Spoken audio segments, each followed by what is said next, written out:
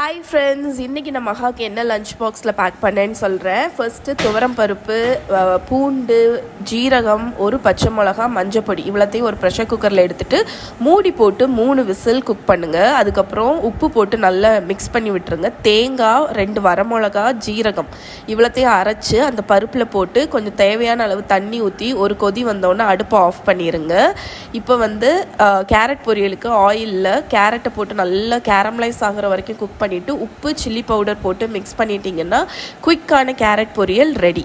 இப்போ பேக் பண்ணிடலாம். சூடு சாதத்தில் கொஞ்சம் நெய் ஊற்றிட்டு பருப்பு ஊற்றி மிக்ஸ் பண்ணி அதை கண்டெய்னரில் வச்சுக்கிறேன். நான் எக்ஸ்ட்ரா கொஞ்சம் பருப்பு ஊற்றுறேன், அப்போ கிளுகிளுன்னு இருக்கும், ரைஸ் கட்டி ஆகாது. அப்புறம் கேரட் பொரியல், பப்படம்.